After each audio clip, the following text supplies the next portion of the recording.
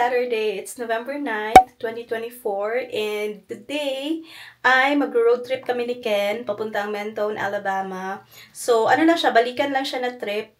And it's, I think, past 9. Past 9, and then we're gonna try to leave before 9:30 because it's gonna be an hour and a half drive. And may restaurant kaming gustong itry doon. And meron din kasing park and falls malapit doon sa restaurant. So we'd like to check that out. So right now is nagre-ready lang ako. I'm almost done actually. Magli-lipstick lang and then mag-shoes, and then we're good to go. Hi, so we're now on the road. Mga 30 minutes na kaming bumabiyahe, and we have around an hour left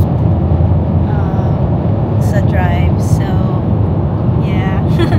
And it's a bit gloomy today. Actually, nung kakalabas namin, medyo nag-drizzle ng konti, but now it's very cloudy. So pakita ko sa inyo yung pakita ko yung itsura. Paano ko ito i-flip? Ayun. Yeah, medyo cloudy siya. But at least hindi mainit. So na-mention ko kanina na may try kaming restaurant doon, but nakakatawa kasi. Ako kasi, pag bumabiyahe, nagbabaon kasi talaga ako. Ayoko magutom. So, pakita ko sa inyo yung yung baon namin, guys. So, nagdala kami na yung favorite namin ni Ken, Rice Krispies. And then, nagdala rin kami na daming dala. Ito, Ritz na peanut butter crackers. Ayan. And then, nagdala kami ng cough drops kasi medyo sore yung may sore throat. And then, nagdala rin kami ng chips. Ayan. Cheetos. And then, ayan. Ang daming baon. So, I think yun lang. And yung restaurant na pupuntahan namin is merong yung parang, siguro parang souvenir shop or something. What do you call the store that the restaurant has? It has a country store. Country store yung tawag. Parang souvenir shop or something, or parang yung binibenta nila yung mga local products nila. So we'll see kung may mabili doon. And yun lang, yun yung baon namin, guys. Just in case lang na magutom. Ayun lang, magutom, guys. So ayun, just in case lang. And nagdala rin kami ng tubig. 3 ganito. So ayun. So we're just gonna enjoy the drive, and it's now 10:13. So pagdating namin doon, kasi 11 o'clock naman yung mag-open yung restaurant. So okay lang na so darating kami doon mga past 11, siguro before 11:30. So just in time for lunch. Ayun. So I'll update you later. See ya.